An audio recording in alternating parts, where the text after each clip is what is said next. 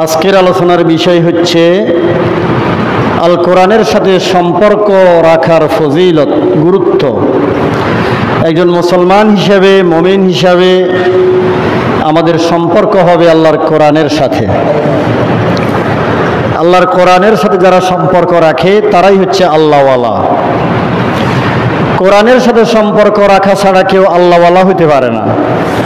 আপনাকে আল্লাহওয়ালা হইতে হইলে কোরআনওয়ালা হইতে হবে।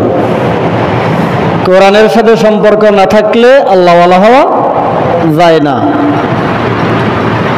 মহাকবি ইকবাল রহমতুল্লাহ আলাইহি বলেছেন, ওহ জমানা মে মুআজ্জাজ থে মুসলমান হোকর और तुम खारे हुए तारे के कुरआन होकर।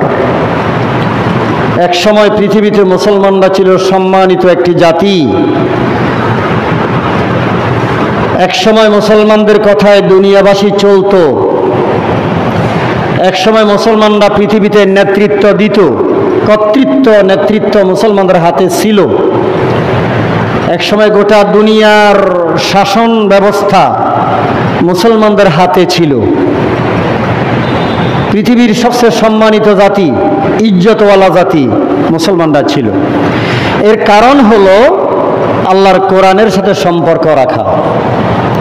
আর মুসলমানদের অধঃপতন, মুসলমানদের এই নিগ্রহ, শোষণ, বঞ্চনা, অপমান, অপদস্থ তখন থেকে শুরু হয়েছে যখন মুসলমানরা আল্লাহর কোরআনকে জীবন ব্যবস্থা হিসাবে গ্রহণ না করে ছেড়ে দিয়েছে।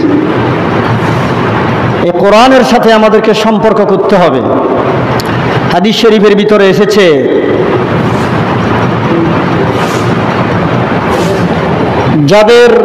যারা কোরআন শরীফ নিজে শিখে এবং হালালকে হালাল জানে, হারামকে হারাম মানে, আমল করে, এমন ব্যক্তি তার আত্মীয় স্বজন, আব্বা আম্মা, বংশ, পরিবার পরিজন থেকে 10 জনের জন্য সুপারিশ করে বেহেশতে নিতে পারবে। যারা দোজখে চলে যাচ্ছে এইরকম 10 জন। সুবহানাল্লাহ বলেন। তিরমিজি শরীফে এরকম একটি হাদিস রয়েছে, যারা কোরআনকে শিখে হালালকে হালাল জানে, হারামকে হারাম মানে, আমল করে, এইরকম সন্তান যদি আপনি রেখে যেতে পারেন, এই সন্তান তার আব্বা আম্মা, বংশ, পরিবার, আত্মীয় বর্গ থেকে 10 জনের জন্য সুপারিশ করতে পারবে। যারা জাহান্নামে চলে যাচ্ছে এইরকম 10 জনের জন্য। সুবহানাল্লাহ। এবং সে নিজেও জান্নাতে যাবে। আল্লাহ রাব্বুল আলামিন আমাদেরকে এইরকম সন্তান, এইরকম উত্তরসূরি দুনিয়াতে রেখে যাওয়ার তৌফিক দান করুক। আমরা তো আমাদের ছেলে মেয়েদেরকে, সন্তানদেরকে, পরিবারকে কোরআন শিখাই না। কোরআন দুনিয়াতে যেমন আমাদের জীবনকে উজ্জ্বল করবে, কবর, হাসর, মিজান, ফুলসিরাতকে এই কোরআনের মাধ্যমে আল্লাহ তাআলা আমাদের জন্য উজ্জ্বল করে দিবেন। কোরআন শরীফ দেখে দেখে পড়লেও সওয়াব, মুখস্থ পড়লেও সওয়াব। বাইহাকি শরীফের একটি হাদিসে এসেছে, কোরআন শরীফ দেখে দেখে পড়লে 1000 গুণ সওয়াব। মুখস্থ পড়লে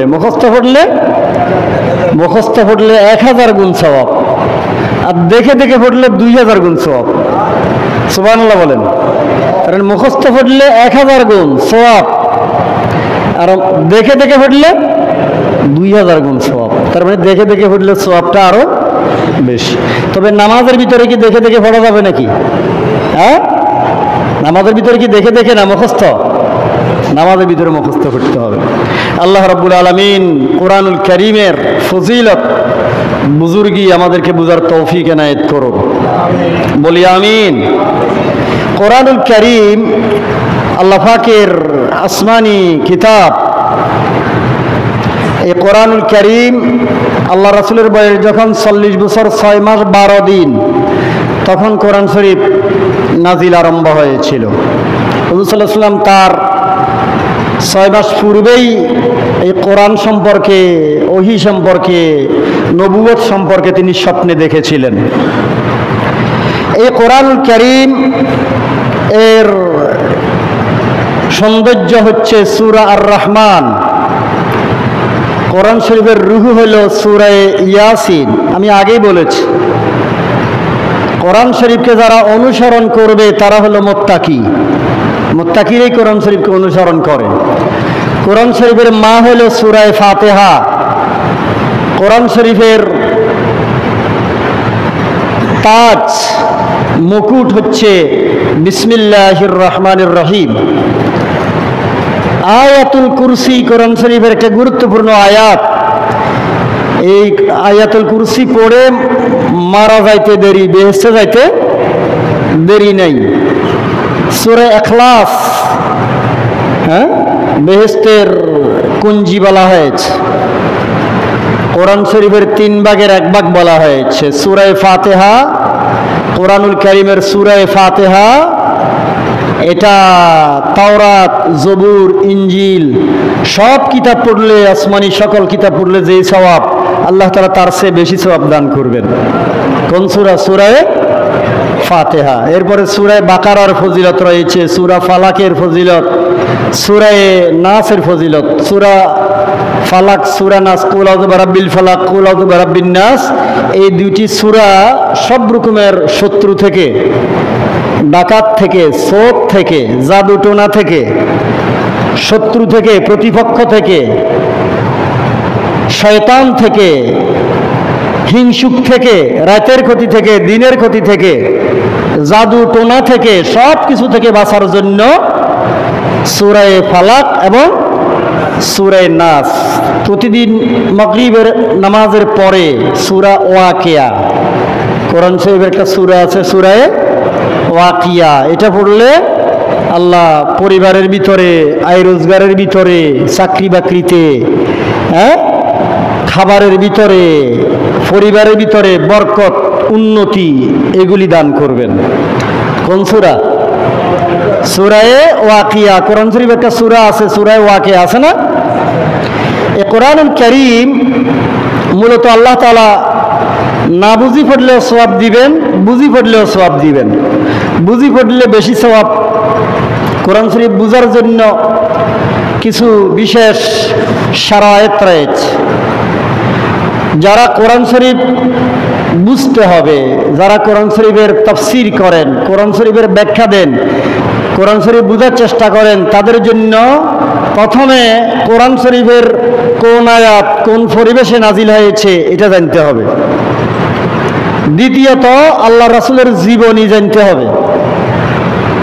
তৃতীয়ত কোন সূরা মাক্কি সূরা, বসেন, কোন সূরা মাদানী সূরা এটা জানতে হবে। চতুর্থত নাসেখ এবং মনসুখ, কোরআন শরীফের আয়াত এবং সূরার ভিতরে নাসেখ এবং মনসুখ আয়াত আছে, এই বিষয়গুলি জানতে হবে। পঞ্চমত কোরআন শরীফের শব্দগুলির আবিধানিক এবং পারিভাষিক অর্থ জানতে হবে। ষষ্ঠ নম্বরে আরবি ব্যাকরণ, আরবি ব্যাকরণ সম্পর্কে জানতে হবে। আরবি ব্যাকরণ, বাংলা ব্যাকরণ, ইংরেজি ব্যাকরণ আছে না, এরকম আরবি ব্যাকরণও আছে। এই আরবি ব্যাকরণ যদি না জানেন, তোমার এটা চালু আছে, আরবি ব্যাকরণ যদি না জানে তাহলে কোরআন শরীফ বোঝা যাবে না। সপ্তম নম্বরে কোরআন শরীফকে বিশুদ্ধভাবে শুদ্ধ করে তেলাওয়াতের জন্য চেষ্টা করতে হবে। কোরআন শরীফের যে হক, কোরআন শরীফের তেলাওয়াত জানতে হবে। কোরআন শরীফের অর্থ বোঝা, কোরআন শরীফের হুকুমগুলি মেনে চলা, কোরআন শরীফের হুকুম বিধান সামাজিকভাবে, রাষ্ট্রীয়ভাবে সর্বত্র প্রতিষ্ঠিত করার চেষ্টা করা, এগুলি হলো কোরআনের হক। শিখা, বুঝা, মানা এবং অন্যকে মানার জন্য বলা, কোরআনের কথা প্রচার করা, এগুলি কোরআনের হক। এই কোরআনুল কারীম প্রথম যখন নাজিল হয়েছিল, রাসূল পাক সাল্লাল্লাহু আলাইহি ওয়াসাল্লাম সাহাবীরা এটা মুখস্থ করতেন। কি করতেন? সাহাবীরা মুখস্থ করতেন। আল্লাহ নবী নিজে এটা আল্লাহ তাআলা নবীজির সিনার ভিতরে ঢুকিয়ে দিতেন, নবীজি এগুলো মুখস্থ করতেন। জিবরাইল আলাইহিস সালাম এগুলি নবীজিকে বলে দিতেন, রাসূল সাল্লাল্লাহু আলাইহি ওয়াসাল্লাম এগুলি মুখস্থ করতেন। এরপরে সাহাবায়ে কেরাম মুখস্থ করতেন। হাড্ডির ভিতরে, ফাতার ভিতরে, বাকলের ভিতরে বিভিন্ন জায়গায় কোরআনের আয়াতগুলি তারা কি লিখে রাখতেন। এইভাবে কোরআন শরীফ সংরক্ষিত হয়েছে। কোরআনুল কারীমের অনুবাদ, তরজুমা প্রথম আমাদের বাংলাদেশে, আমাদের এই ভারতীয় উপমহাদেশে যারা বাংলা ভাষায় কথা বলে, এখান থেকে কোরআন শরীফের প্রথম বাংলা অনুবাদ যিনি করেছিলেন আমরা জানি গিরিশচন্দ্র সেন। এটা মিছা কথা, এটা কি বলেন না? দেখছেন, আমাদের কোরআনের অনুবাদের কথা পর্যন্ত আমাদেরকে মিথ্যা শিখানো হয়েছে। কোরআন শরীফের প্রথম বাংলা অনুবাদ করেছিলেন মাওলানা আমির উদ্দিন বসুনিয়া। কি নাম বলেন না? মাওলানা আমির উদ্দিন বসুনিয়া। এর পরে অনুবাদ করছে গিরিশচন্দ্র সেনে। কিন্তু গিরিশচন্দ্র সেনের অনুবাদের ভিতরে ভুল আছে, যেহেতু সে অমুসলিম, সে তো কোরআনের সবকিছু বুঝবে না। তার অনুবাদ সে যেটা করছে এটাতে যথেষ্ট রকমের ভুল ছিল। এরপর পূর্ণাঙ্গ অনুবাদ করেছেন মাওলানা নাইমুদ্দিন। কি নাম? মাওলানা নাইমুদ্দিন। তিনি বাংলায় কোরআন শরীফকে পরিপূর্ণ বিশুদ্ধ অনুবাদ করেছিলেন 1808 সাল। কত সাল? 1808 সাল থেকে 1885 সাল পর্যন্ত কোরআন শরীফের বাংলা অনুবাদ করেছেন 9 জনে। মোট কয়জনে? 9 জন ব্যক্তি কোরআন শরীফ অনুবাদ করেছিল। এরপরে তো আরো অনেকেই কোরআন শরীফের অনুবাদ করেছে, যেমন আমরা মাওলানা আব্দুর রহিম, মাওলানা আব্দুল মান্নান তালিব, মাওলানা মহিউদ্দিন খান, এরপরে এই মাওলানা হাফেজ মনির উদ্দিন আহমদ, তারপরে মাওলানা মহিউদ্দিন খান যিনি তাফসির মাআরিফুল কোরআনের অনুবাদ করতে গিয়ে অনুবাদ করেছেন। এরপরে কবি মহিব খান যিনি অনেক ইসলামী সঙ্গীত লিখছে, কবিতা লিখছে, উনি কোরআন শরীফের কবিতার মাধ্যমে কাব্য অনুবাদ করেছেন। আমাদের জাতীয় কবি নজরুল ইসলামও কোরআন শরীফের আমফারা 30 পারার কাব্য অনুবাদ করেছেন। ওইটার কিছু অংশ আমার কাছে আছে। জাতীয় কবি নজরুল ইসলাম তিনিও কোরআন শরীফের কিছু অনুবাদ করেছিলেন। তো এইভাবে কোরআন শরীফের বাংলা ভাষায় অনুবাদের ধারাবাহিকতা চালু হয়েছে। এখানে লক্ষণীয় যে গিরিশচন্দ্র সেনের 80 বছর পূর্বে রংপুরের মাওলানা আমির উদ্দিন বসুনিয়া কোরআন শরীফের অনুবাদে হাত দিয়েছিলেন। গিরিশচন্দ্র সেনের কত বছর আগে? 80 বছর আগে। অথচ আমাদেরকে শিখানো হয়েছে কোরআনের অনুবাদ করছে কনে? গিরিশচন্দ্র সেন। হ্যাঁ, আমির উদ্দিন বসুনিয়া পরিপূর্ণ অনুবাদ করেন নাই, কিন্তু পরিপূর্ণ অনুবাদ করেছিলেন মাওলানা নাইমুদ্দিন, যেটা আমি একটু আগে বললাম। একটু আগে তিনি প্রথম কোরআন শরীফের পূর্ণাঙ্গ অনুবাদ করেছিলেন মাওলানা নাইমুদ্দিন। তার বাড়ি ছিল মাওলানা পূর্ণাঙ্গ অনুবাদ করেছিলেন। আর আমির উদ্দিন বসুনিয়া তিনি করেছেন গিরিশচন্দ্র সেনের 80 বছর পূর্বে অনুবাদে হাত দিয়েছিলেন। এই হলো যে আমাদের বাংলা ভাষায় অনুবাদের মোটামুটি ছোট্টখাটো একটা ইতিহাস আপনাদের সামনে আমি তুলে ধরার জন্য চেষ্টা করলাম। আল্লাহ রাব্বুল আলামিন আমাদের সবাইকে বিষয়গুলো বুঝার তৌফিক দান করুক। জোরে বলি আমিন, আরো জোরে বলি আমিন। কোরআন শরীফের প্রথম মুদ্রণ, কারণ প্রথম কোরআন শরীফ নাজিল হওয়ার পরে তখন তো ছাপাখানা ছিল না, ছিল নাকি? তখন মুখস্থ করতো, ওই যে বললাম হাড্ডির ভিতরে লিখে রাখতো, সাহাবায়ে কেরাম গাছের বাকলের ভিতরে লিখে রাখতো, ফাতার ভিতরে লিখে রাখতো আর মুখস্থ করতো। এইভাবে কোরআন শরীফ তখন সংরক্ষিত হয়েছিল। 1313 সনে ইউরোপের হামবুর্গে কোরআন শরীফের প্রথম কোরআন শরীফ ছাপানো হয়। 1313 সন ইউরোপের হামবুর্গ। হামবুর্গ কোথায়? হামবুর্গ ইউরোপের কি জার্মানিতে নাকি? না, কোথায়? হামবুর্গে প্রথম, ইউরোপের হামবুর্গে 1313 সনে কোরআন শরীফ প্রথম ছাপানো হয়েছিল। এরপরে মাওলানা ওসমান গনি রাশিয়ায় এবং ইরানের তেহরানে কোরআন শরীফের প্রথম ছাপানোর ব্যবস্থা করেছিলেন। সুবহানাল্লাহ বলেন। আর আল্লাহ রাসূল সাল্লাল্লাহু আলাইহি ওয়াসাল্লামের পরবর্তী আমলে তো আবু বকর রাদিয়াল্লাহু তাআলা আনহু, উসমান রাদিয়াল্লাহু তাআলা আনহু, বিভিন্ন সাহাবায়ে কেরাম এই কোরআন শরীফকে ছাপিয়ে লিখে, ছাপানো না, তারা হাতে লিখে একই রকমে লিখে, হযরত উসমান রাদিয়াল্লাহু তাআলাকে বলা হয় জামিউল কোরআন। তিনি কোরআন শরীফকে একই রকমে লিখে সারা পৃথিবীতে ছড়িয়ে দিয়েছিলেন। আমরা যে কোরআন শরীফটা পড়ি, এটা হযরত ওসমান রাদিয়াল্লাহু তাআলার আমলে যে মাসহাব হয়েছিল সেই অনুকূলে, এটাই গোটা পৃথিবীতে বর্তমানে চালু আছে, একই রকমের কোরআন শরীফ। হাতে লেখা কোরআন শরীফ এখনো পৃথিবীতে আছে নাকি নেই? একদম প্রথম যেগুলি হাতে লিখে কোরআন শরীফ প্রথম, ছাপাখানা তো আরো পরে, যেটা আমি বললাম একটু আগে। এইভাবেই কোরআন শরীফ সারা পৃথিবীতে বিস্তার লাভ করেছে। আল্লাহ রাব্বুল আলামিন আমাদেরকে যে কোরআনের মতো একটা নিয়ামত দান করেছেন, এই জন্য কি আমরা খুশি না বেজার? হ্যাঁ, খুশি হওয়ার জন্য আল্লাহ বলেছেন কোরআনুল কারীমের সূরায়ে, কোন সূরা? সূরায়ে ইউনুস 58 নম্বর আয়াত, কুল বিফাদলিল্লাহি ওয়া বিরহমাতিহি ফাবিযালিকা ফালিয়াফরাহু হুয়া খায়রুম মিম্মা ইয়াজমাউন। আল্লাহ বলেছে যে কোরআনের শরীফের ভিতরে আল্লাহ তাআলা সমস্ত নিয়ামত একত্রিত করে দিয়েছেন। দুনিয়ার সব নিয়ামত একত্রিত করলেও মানুষের জ্ঞান, বিজ্ঞান, দর্শন সব কিছু এক জায়গায় একত্রিত করলেও কোরআনের মতো হবে না। আল্লাহ বলছে ফাবিযালিকা ফালিয়াফরাহু, এজন্য আল্লাহর কোরআনের নিয়ামত পেয়ে সবাইকে খুশি হওয়া উচিত। আমরা কি খুশি না বেজার? কোরআন নিয়ে খুশি। কি নিয়ে খুশি? খুশি। এটা আমরা মুখে বলতেছি, বাস্তবে কোরআন নিয়ে আমরা খুশি নেই। কোরআন শিক্ষার জন্য মুক্তবের বেতনটা অত দেয় না মুসলমান, মুক্তবের বেতনটাও দেয় না। প্রাইভেট পড়ায় যে ইংরেজি শিক্ষার জন্য যত টাকা খরচ করে, কোরআনের জন্য এত টাকা খরচ বাস্তবে করে না। কোরআনের শিক্ষক, হাফেজ, আলেম, কারি সাহেবের সম্মান এটা খুবই কম, কিন্তু ইংরেজি, বাংলা, অঙ্কের জন্য আমরা বহু টাকা খরচ করি। কিন্তু আমরা এখন সবাই বুকে বললাম যে আমরা কোরআন নিয়ে খুশি।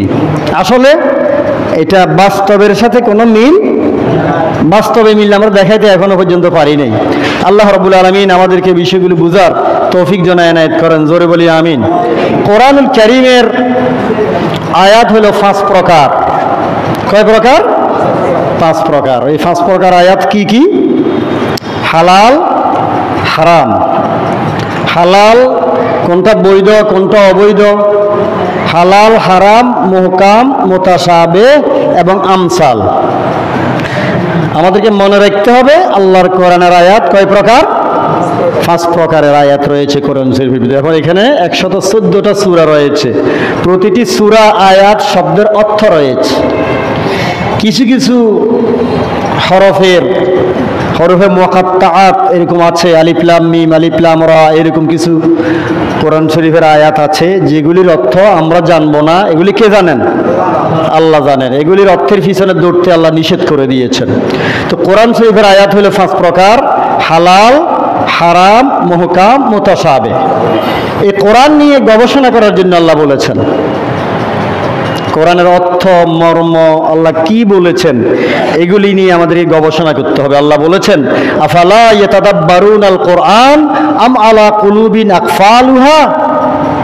তারা কি আল্লাহর কোরআন নিয়ে, এই কোরআন নিয়ে গবেষণা করবে না, চিন্তা ভাবনা করবে না? তারা কি তাদের হৃদয়ের, জ্ঞানের, আকলের তালার ভিতরে কি তালা কি মেরে রাখবে? তারা কি তাদের জ্ঞান দুয়ার খুলবে না? তারা কি কোরআন নিয়ে গবেষণা করবে না? তার মানে কোরআন শরীফ বুঝার জন্য আল্লাহ পাক আমাদেরকে উৎসাহিত করছেন। আল্লাহ বলছেন, ওয়ালাকাদ ইয়াসসারনাল কোরআন লিযিকরি ফাহাল মিন মুদ্দাকির। আল্লাহ তাআলা কোরআন শরীফকে সহজ করে দিয়েছেন উপদেশ গ্রহণ করার জন্য। আল্লাহ বলছে, ফাহাল মিন মুদ্দাকির, কেউ কি আছো কোরআন থেকে শিক্ষা গ্রহণ করার মতো?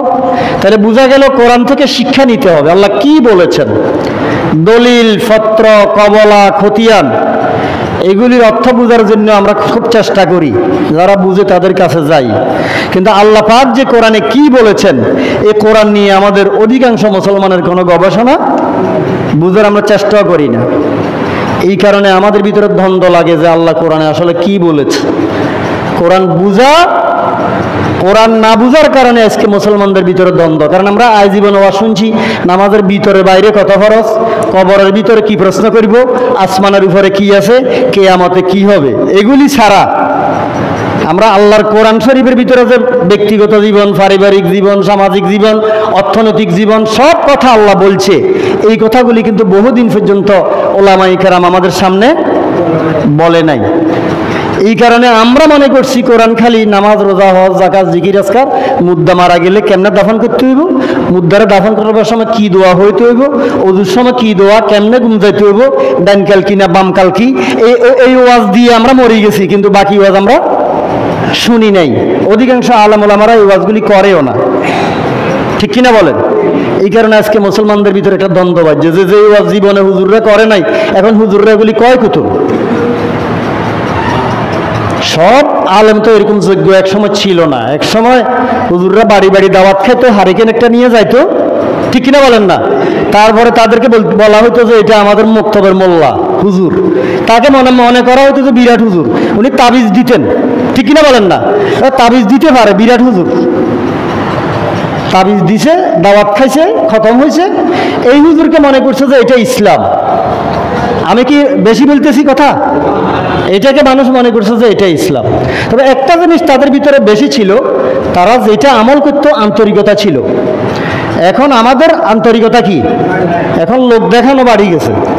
এখন অনেক যোগ্য আলেম আছে, বাট আমাদের লোক দেখানো প্রবণতা, কার্টুন কে বেশি জানে, ঠিক কিনা বলেন না?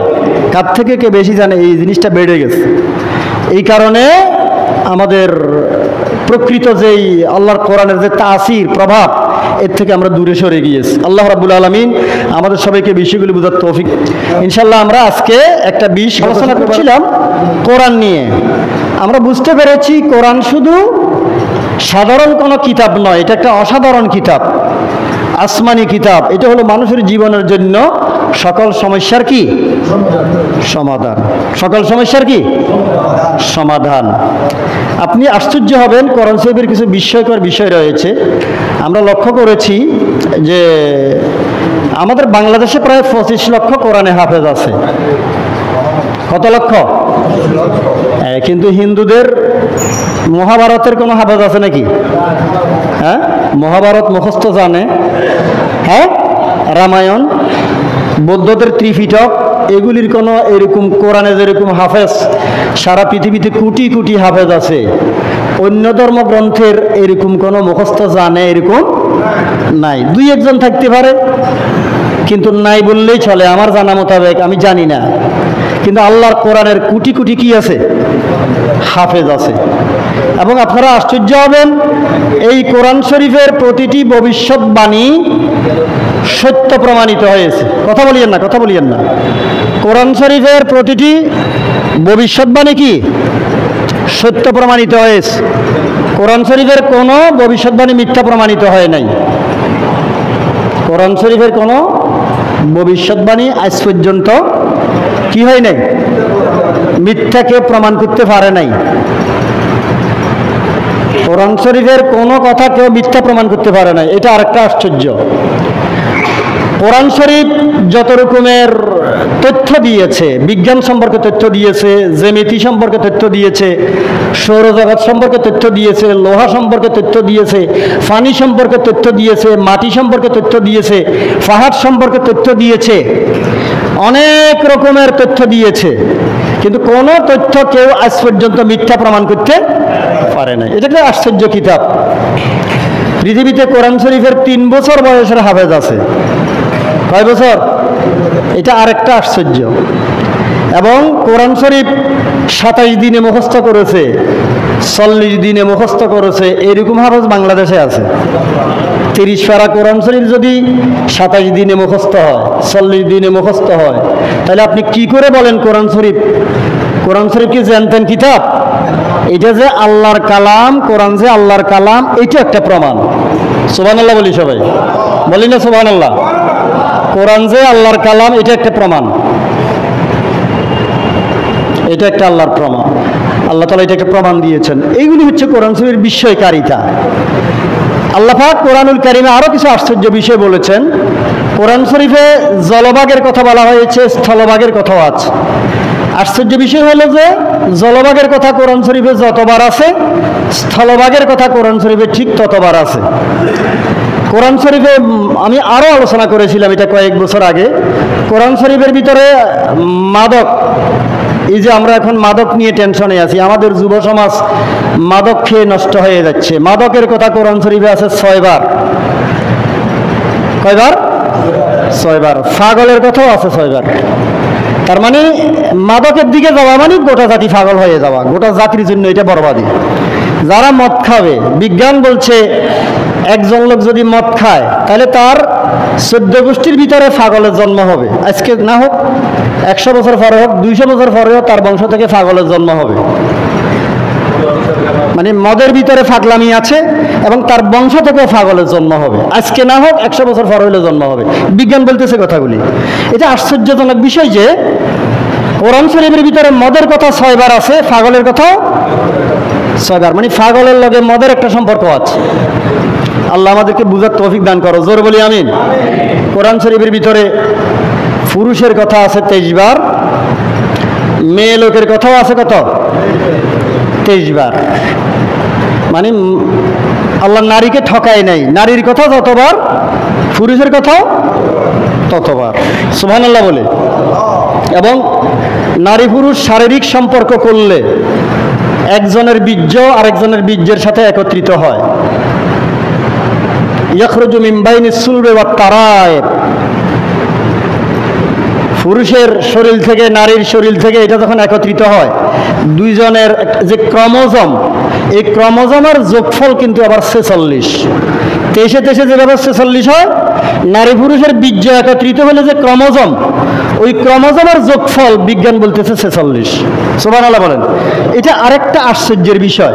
কোরআন শরীফের ভিতরে সালাওয়াত, সালাওয়াত মানে নামাজ সমূহ, এই সালাওয়াত শব্দটি কোরআন শরীফে 5 বার আছে।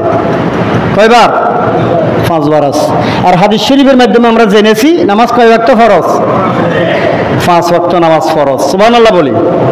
কোরআন শরীফে দুনিয়া শব্দটা আছে 115 বার, আখিরাত শব্দটা আছে 115 বার। দুইটাই সমান সমান। দুনিয়া যতবার, আখিরাতও ততবার। আদম আলাইহিস সালামের প্রসঙ্গটি এসেছে 25 বার, ঈসা আলাইহিস সালামের প্রসঙ্গটি এসেছে 25 বার।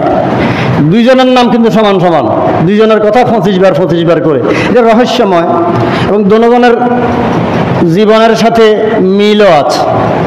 আদম আলাইহিস সালাম পৃথিবীতে এসেছেন আব্বা ছাড়া আম্মা ছাড়া, আর ঈসা আলাইহিস সালাম পৃথিবীতে এসেছেন আব্বা ছাড়া।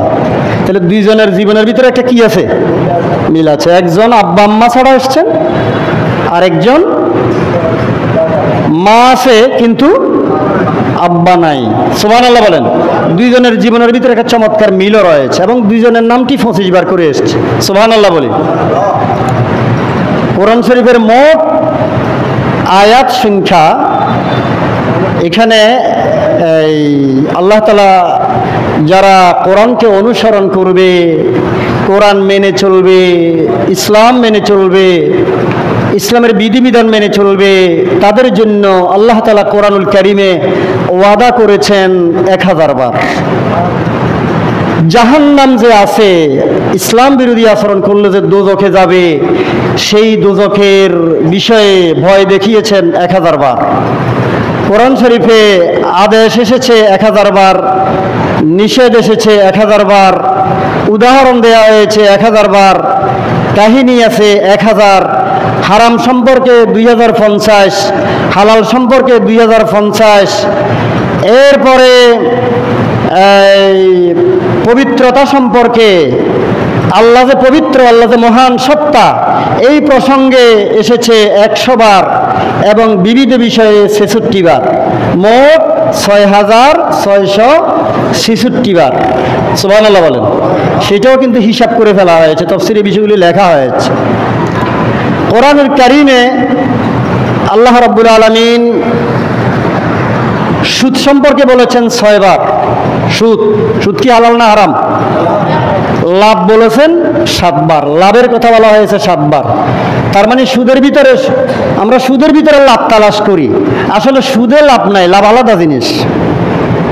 লাভ শব্দটা, ব্যবসার এই লাভের বিষয়টা এসেছে 7 বার, সুদের বিষয়টি 6 বার। মানুষ সুদের ভিতরে লাভ তালাশ করে, আল্লাহ বলতেছে সুদের ভিতরে লাভ নাই, লাভের কথাটা আলাদা, আল্লাহ 7 বার বলেছেন। সুবহানাল্লাহ বলি। কোরআনুল কারীমের ভিতরে আল্লাহ তাআলা খেয়ানত প্রসঙ্গে 16 বার বলেছেন। খেয়ানত মানে আমানতের খেয়ানত করা 16 বার। আর খবিস, খবিস অপবিত্র শব্দটি বলেছেন 16 বার। ফেরেশতা প্রসঙ্গ এসেছে 88 বার, শয়তান প্রসঙ্গ আছে 88 বার। ইয়ম, ইয়ম মানে দিন, দিন প্রসঙ্গ এসেছে 365 বার। আমরা জানি 365 দিনে 1 বছর, কিন্তু কোরআনুল কারীমে দিন প্রসঙ্গে 365 বার আল্লাহ তাআলা উল্লেখ করেছেন। কোরআনুল কারীমে কামারুন শব্দটি এসেছে 30 বার। কামারুন মানে চাঁদ, 30 দিনে 1 মাস হয় না? আল্লাহ কোরআন শরীফে কামার শব্দটি 30 বার উল্লেখ করেছেন। সাধারণত 29 এবং 30-এর ভিতরে 1 মাস হয়। আল্লাহ তাআলা কামার প্রসঙ্গটি 30 বার বলেছেন, আর আমরা জানি যে 30 দিনে কি 1 মাস হয়। আর মাস যেটাকে বলা হয় শাহরুন, এই শাহরুন শব্দটি কোরআন শরীফে এসেছে 12 বার। কেন 12 বার এসেছেন? আমরা জানি যে 12 মাসে 1 বছর হয়। আল্লাহ মাস শব্দটি কোরআন শরীফে 12 বার উল্লেখ করেছেন, 12 বার, যাতে মানুষ বুঝতে পারে যে আসলে 12 মাসে কি 1 বছর। 13 মাসে কি 1 বছর আছে নাকি? কত মাসে? 12 মাসে 1 বছর। আর কোরআন শরীফের ভিতরে আল্লাহ মাস শব্দটি 12 বার উল্লেখ করেছেন। আযাব শব্দটি কোরআন শরীফে এসেছে 117 বার, আর সোয়াব প্রসঙ্গটি এসেছে 234 বার। তাহলে আযাব বেশি না সোয়াব বেশি? আল্লাহ সোয়াব প্রসঙ্গটি আযাবের ডাবল উল্লেখ করেছেন। সওয়াব 234 বার, আযাব কত? 117 বার। তার মানে আল্লাহর রহমত বেশি না গজব বেশি? এই জিনিসটি আমরা এখানে বুঝতে পারলাম। কোরআন শরীফের ভিতর আল্লাহ তাআলা হায়াত শব্দটি উল্লেখ করেছেন 16 বার, এবং মৌত, মৃত্যু শব্দটি বলেছেন 16 বার। সুবহানাল্লাহ বলি। মানুষ প্রসঙ্গে 65 বার উল্লেখ করা হয়েছে। ইনসান, ইনসান মানে মানুষ, মানুষ প্রসঙ্গটি কোরআন শরীফে এসেছে 65 বার। আর আল্লাহ তাআলা মানুষকে সৃষ্টি করেছেন 65 রকমের উপাদান দিয়ে। একজন মানুষের শরীরের ভিতরে 65 রকমের কল কবজা মুসল্লা আছে। এটা বিজ্ঞানীরা পরীক্ষা করে দেখছে যে একজন মানুষের শরীরের ভিতরে 65 রকমের জিনিস আছে। একটা মানুষ যে আল্লাহ তৈরি করেছে কত রকমের? 65 রকমের জিনিস রয়েছে, যেটা কোরআন শরীফের ইনসান প্রসঙ্গটি 65 বার উল্লেখ করে আমাদেরকে আল্লাহ পাক ইশারা দিয়েছেন। আল্লাহ রাব্বুল আলামিন আমাদের সবাইকে এই বিষয়গুলি বুঝার তৌফিক দান করো, জোরে বলি আমিন। এই কোরআনের নিয়ামত একদিন থাকবে না। এমন একটা সময় আসবে মানুষ কোরআন তালাশ করবে কিন্তু কোরআন খুঁজে পাবে না।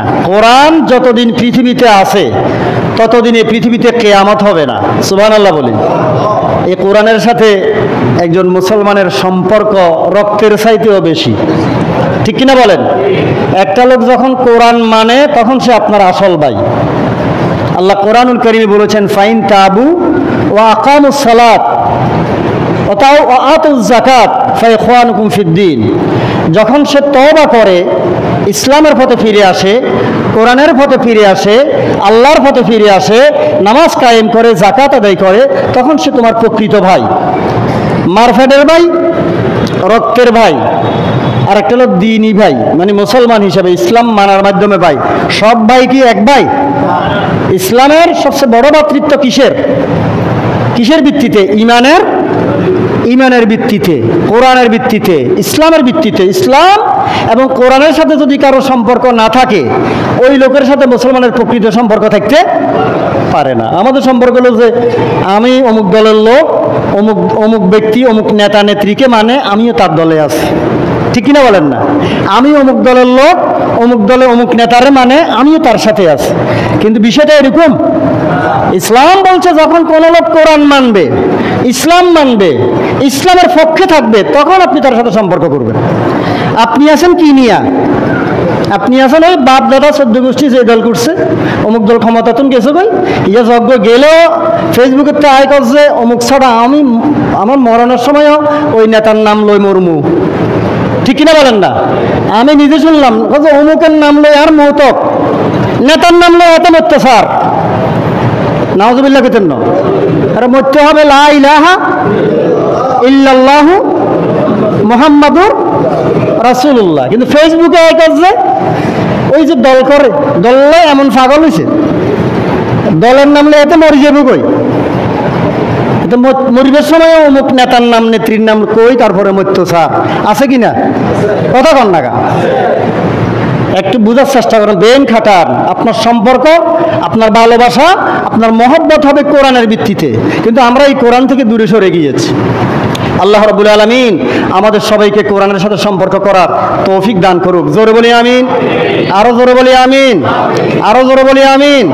সবাই একটু আমরা কালিমা তাইয়্যিবা পড়ি, লা ইলাহা ইল্লাল্লাহু মুহাম্মাদুর রাসূলুল্লাহ সাল্লাল্লাহু আলাইহি ওয়াসাল্লাম। আমাদের সম্পর্কের ভিত্তি, আমাদের ভালোবাসার ভিত্তি, আমাদের বন্ধুত্বের ভিত্তি, আমাদের দলের ভিত্তি, আমরা কাকে সমর্থন করব, কার পক্ষে স্লোগান দেব, কার মিটিংয়ে যাব, কার সাথে থাকবো থাকবো না, এটার ভিত্তি হলো লা ইলাহা ইল্লাল্লাহু মুহাম্মাদুর রাসূলুল্লাহ সাল্লাল্লাহু আলাইহি ওয়াসাল্লাম, কালিমা তাইয়্যিবা।